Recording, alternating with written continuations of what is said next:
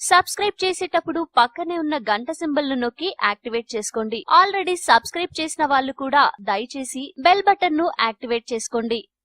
Old is gold అని పెద్దలు ఊరికే అనలేదు సుమా.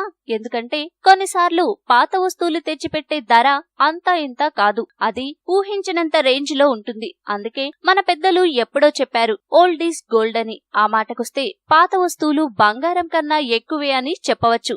ఎందుకంటే అవి పలికే రేటు అలాంటిది. మరి ఇంతకీ ఇప్పుడు ఈ పాత వస్తువుల గోల అంతా ఏంటంటారా?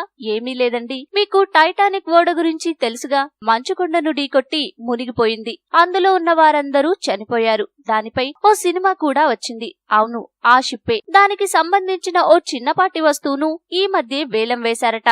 మరి దానికి ఎంత ధర వచ్చిందో తెలుసా? అవును, మీరు ఊహిస్తుందే. మరి దాని కథా కమిషుపై ఓ లుక్కేద్దామా?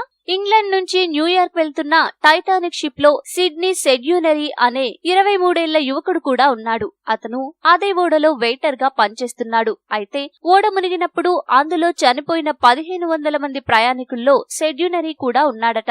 ఈ క్రమంలో పడవ మునిగి అందరూ చనిపోయాక మృతదేహాలను వెలికి తీసేటప్పుడు సెడ్యూనరీ దేహాన్ని కూడా తీశారట. దాంతో పాటు అతని పరికరాలను, వస్తువులను కూడా అతని భార్యకు అప్పట్లోనే ఇచ్చారట.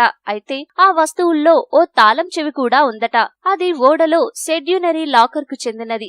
దానిపై లాకర్ 14F డెస్క్ అనే అక్షరాలు కూడా ఉన్నాయి. ఈ క్రమంలో ఆ తాళం చెవిని ఈ మధ్య వేలం వేశారు. వెస్టర్న్ ఇంగ్లాండ్ లో సదరు తాళం చెవికి జరిగిన వేలాన్ని హెన్రీ ఆల్డ్రిడ్జ్, సన్ అండ్ డేవిజెస్ లు నిర్వహించారు. ఆ వేలంలో ఆ తాళం చెవి అక్షరాల 10,400 లక్షల డాలర్ల ధర పలికింది. అంటే మన కరెన్సీలో దాదాపుగా 69 లక్షలు. వామ్మో, అంత ధర అని ఆశ్చర్యపోకండి. ఎందుకంటే ఆ తాళం చెవి టైటానిక్ షిప్ లో ఓ లాకర్ కు సంబంధించింది. అందుకే అంత ధర పలికింది. ఇంకో విషయం తెలుసా? గతంలోనూ ఆ షిప్ నుంచి వెలికి తీసిన పలు వస్తువులకు వేలం నిర్వహించారట.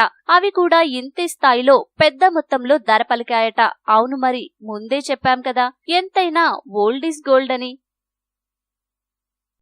ఈ వీడియో మీకు నచ్చితే లైక్ చేయండి, అందరికీ షేర్ చేయండి, కానీ సబ్స్క్రైబ్ చేయడం మాత్రం మర్చిపోకండి.